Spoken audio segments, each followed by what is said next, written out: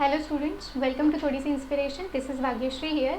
हमने कॉमर्स के 11th standard के स्टूडेंट्स के लिए ओसीएन सब्जेक्ट्स के ऑनलाइन लेक्चर स्टार्ट किए हैं, जिसमें ऑलरेडी 3 लेक्चर जो है हम लोग कर चुके हैं, जिसकी लिंक मैं आपको नीचे डिस्क्रिप्शन बॉक्स में दे दूँगी, आप चेकआउट कर सकते हो। This is the 4th lecture of chapter 1। तो चलिए आज का टॉपिक स्टार्ट करते हैं। Today we are going to see what are the business objectives.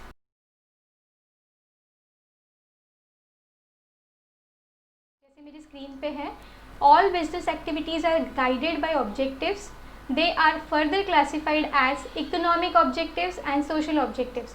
तो देखिए, हम लोगों ने इकोनॉमिक एक्टिविटी जो लेक्चर 1 में हम लोगों ने देखी थी, उसमें इकोनॉमिक एक्टिविटी को जो है ब्रॉडली 3 कैटेगरीज में डिवाइड कर दिया गया था, जिसमें सबसे पहले था बिजनेस, उसके बाद प्रोफेशन एंड देन लास्ट था एम्प्लॉयमेंट।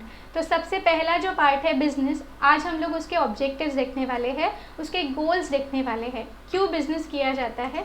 तो देखिए, बिजनेस के जो ऑब्जेक्टिव्स है वो बेसिकली जो है 2 हिस्सों में बांटे गए हैं। सबसे पहला है इकोनॉमिक ऑब्जेक्टिव्स एंड दूसरा है सोशल ऑब्जेक्टिव्स। अब ब्रीफली बता देती हूँ what is economic objective. Economic objective simple language में वो सारे ऑब्जेक्टिव्स या वो सारे गोल्स जो बिजनेसमैन खुद के लिए रखता है, ठीक है, पर्सनल उसके जो ऑब्जेक्टिव्स होते हैं बिजनेस से रिलेटेड, ठीक है। सोशल ऑब्जेक्टिव्स क्या है? तो सोशल ऑब्जेक्टिव्स मतलब हर बिजनेस की सोसाइटी के लिए कुछ रिस्पॉन्सिबिलिटीज़ होती है। ऑब्वियसली कोई भी बिज़नेस जो है वो अकेले ग्रो नहीं करता है। बिज़नेस को अपने सर्वाइवल के लिए, अपने ग्रोथ के लिए जो है कस्टमर्स पे हमेशा डिपेंड रहना पड़ता है। और ये कस्टमर्स कहाँ पे आते हैं? तो ये सोसाइटी में आते हैं, they are a part of society. उसी तरीके से बहुत सारे अलग अलग जो सोसाइटी के हिस्से हैं वो बिज़नेस में डायरेक्टली या इनडायरेक्टली कंट्रीब्यूट करते हैं।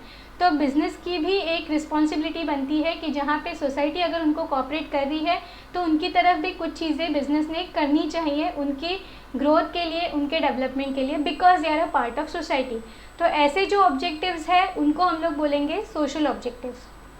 तो सबसे पहले देखते हैं what are the economic objectives of businessman.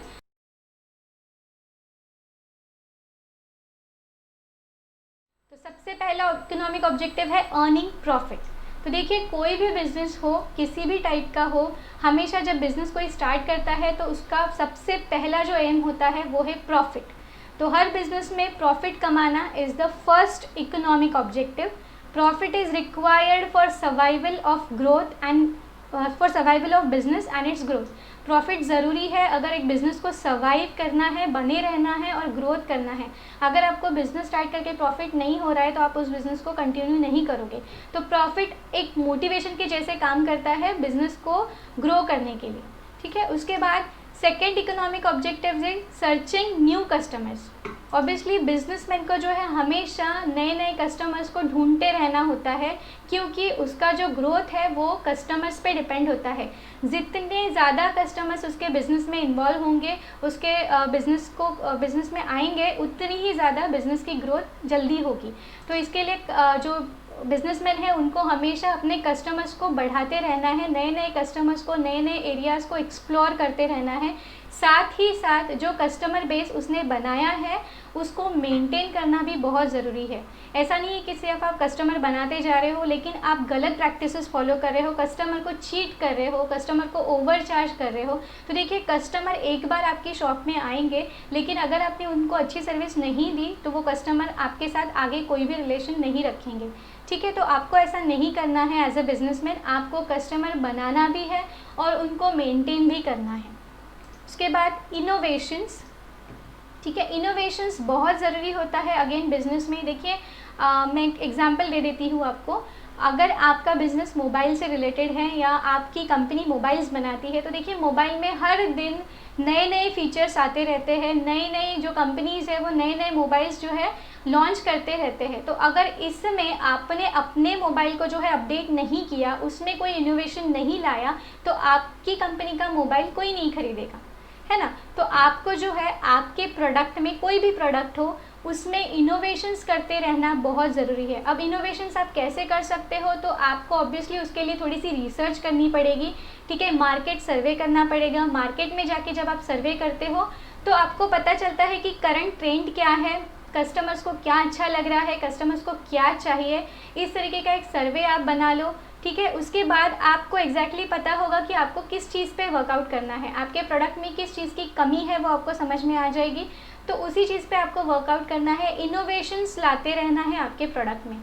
It is development और positive change which results into improvement in product और प्रोसेस ऑफ प्रोडक्शन। तो या तो आप आपके प्रोडक्ट में चेंजेस लाओ, या फिर आप जो मेथड यूज़ कर रहे हो आपके प्रोडक्ट को बनाने के लिए उसमें भी इनोवेशंस ला सकते हो, ठीक है।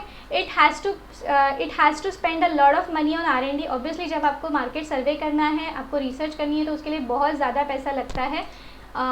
यूज़ ऑफ टेक्नोलॉजी, आप नई नई टेक्नोलॉजीज़ को यूज़ करो अपने प्रोडक्ट में, तो ऑब्वियसली आपका प्रोडक्ट जब नया होगा उसमें लेटेस्ट फीचर्स होंगे तो वो कोई भी खरीदेगा, तो इसके लिए इनोवेशंस करना बहुत ज़रूरी है। The next economic objective is best possible use of resources.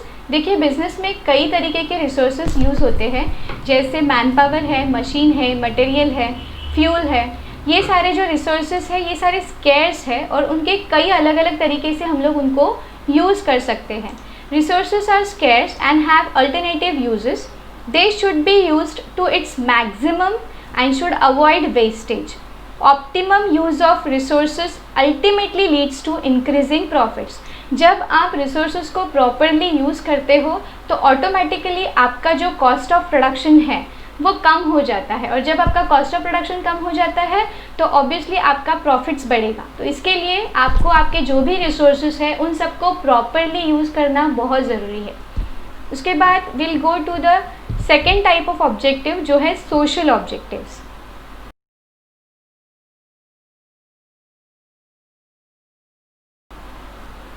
अब सोशल ऑब्जेक्टिव्स क्या हैं? तो देखिए बिजनेस एक सोसाइटी में ऑपरेट करता है, ठीक है, तो सोसाइटी की तरफ भी उनकी कुछ रिस्पॉन्सिबिलिटीज़ होती है और उन रिस्पॉन्सिबिलिटीज़ को पूरा करने के लिए बिजनेस कुछ गोल्स, कुछ ऑब्जेक्टिव सेट करता है। तो वही ये ऑब्जेक्टिव्स है, देखते हैं क्या है। सबसे पहला है supplying quality products. Obviously business का ये सबसे इम्पॉर्टेंट सोशल ऑब्जेक्टिव है कि अपने कस्टमर्स को, ठीक है, who are the part of the society को जो है अच्छे क्वालिटी के प्रोडक्ट सप्लाई करना। Every business has to provide quality products to its customer. Quality means a combination of purity, safety, durability and utility. तो जब भी आप एक क्वालिटी प्रोडक्ट सोसाइटी को प्रोवाइड करते हो तो सोसाइटी भी सेटिस्फाइड होती है और अल्टीमेटली ये आपके बिजनेस को ग्रो होने में मदद करती है। अब क्वालिटी में क्या क्या चीज़ें आती है? तो प्योरिटी आती है, आपका प्रोडक्ट जो है वो प्योर होना चाहिए, सेफ़ होना चाहिए, ड्यूरेबल होना चाहिए, मतलब थोड़ा ज़्यादा टाइम तक चलना चाहिए, ऐसे नहीं कि लिया और ख़राब हो गया। उसके बाद यूटिलिटी, जिस चीज़ के लिए वो प्रोडक्ट लिया गया है, कस्टमर ने जिस यूज़ के लिए वो लिया है वो यूज़ करने के लायक होना चाहिए। तो ये सारी चीज़ों का कॉम्बिनेशन होता है एक क्वालिटी प्रोडक्ट में। उसके बाद will go to the next, avoiding unfair trade practices. अब देखिए बिज़नेस में कई बार प्रॉफिट्स को बढ़ाने के लिए, ज़्यादा जल्दी ग्रो करने के लिए कई बार गलत तरीके अपनाए जाते हैं। So unfair trade practices like black marketing, misleading advertisements, wrong measurements etcetera should be avoided. तो देखिए आपको ये नहीं करना है।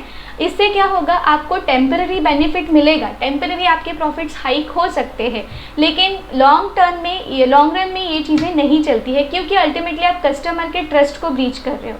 तो आपको ये सब चीज़ें नहीं करनी है, ब्लैक मार्केटिंग, एडवर्टाइजमेंट नहीं करना है। जो भी एडवर्टाइजमेंट है उसमें प्रॉपर डिटेल दे दीजिए। रॉन्ग मेजरमेंट, जो वेट्स होते हैं आपके प्रोडक्ट के वो प्रॉपर होने चाहिए, वो गलत नहीं होने चाहिए। It is important for the survival and growth of business unit. Obviously जब आप अच्छी प्रैक्टिसेस यूज़ करते हो अपने बिजनेस में, आप कस्टमर को चीट नहीं कर रहे हो, तो ऑब्वियसली आपका कस्टमर बेस बढ़ेगा और धीरे धीरे आपका बिजनेस जो है वो भी ग्रो होगा। उसके बाद नेक्स्ट इज़ एम्प्लॉयमेंट जनरेशन। अब ऑब्वियसली बिजनेस में देखिए एम्प्लॉयमेंट अपॉर्चुनिटी बिजनेस की वजह से बढ़ती है। जब भी कोई नया बिजनेस यूनिट खुलता है, नया ऑफिस खुलता है, तो इनडायरेक्टली वहाँ पे कई सारी एम्प्लॉयमेंट अपॉर्चुनिटीज़ जनरेट होती है। तो जब भी कोई बिजनेस सोसाइटी में स्टार्ट होगा तो उसने इनडायरेक्टली सोसाइटी के लिए डायरेक्टली इनडायरेक्टली वो एम्प्लॉयमेंट जनरेट करता है। Business is a socio economic institution. Business should create jobs for skilled and unskilled people. It should provide employment opportunities to economically backward and दिव्यांग persons.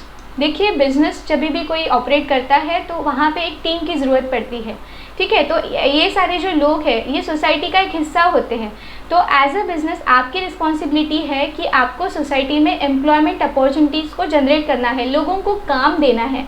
अब किस तरह के लोगों को, तो देखिए स्किल्ड वर्कर को भी देना है, अनस्किल्ड को भी देना है, ठीक है।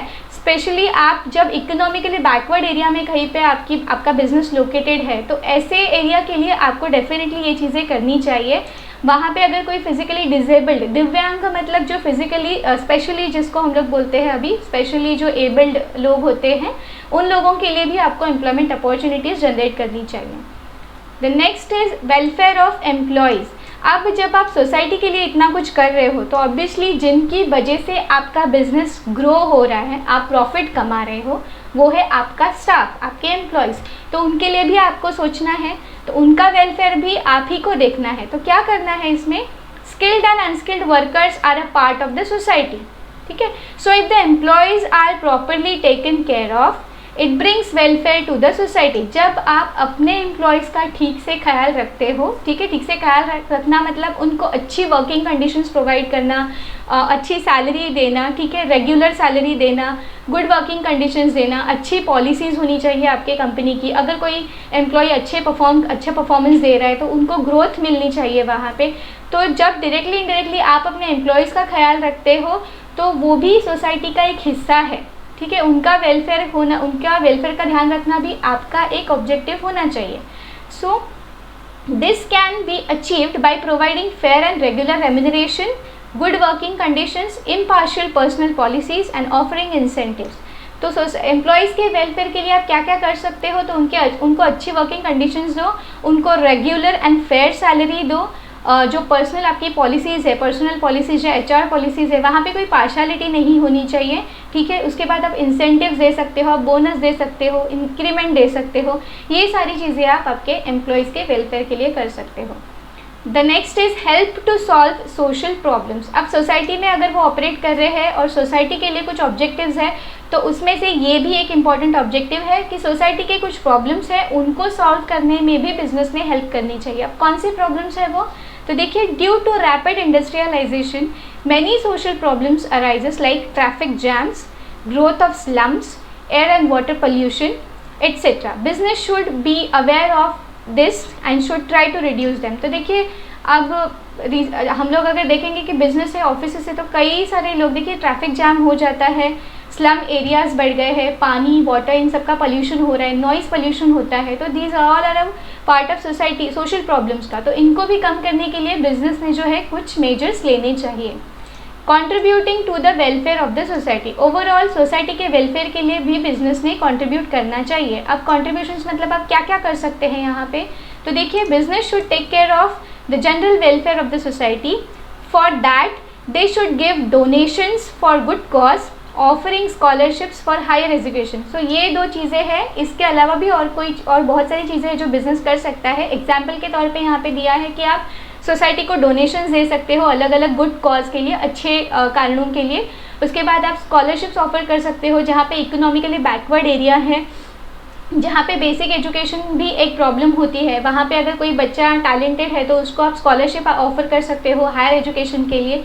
तो ये सारी चीज़ें ओवरऑल आप आपकी सोसाइटी के जो बेनिफिट है, सोसाइटी का जो वेलफेयर है, उसके लिए कर सकते हो। होप आपको आज का ये सेशन अच्छा लगा होगा। अगर कुछ डाउट्स है तो you can always ask me in comment box. So देखते हैं नेक्स्ट लेक्चर में, मिलते हैं नेक्स्ट लेक्चर में। तब तक के लिए see you, take care, bye bye, keep watching.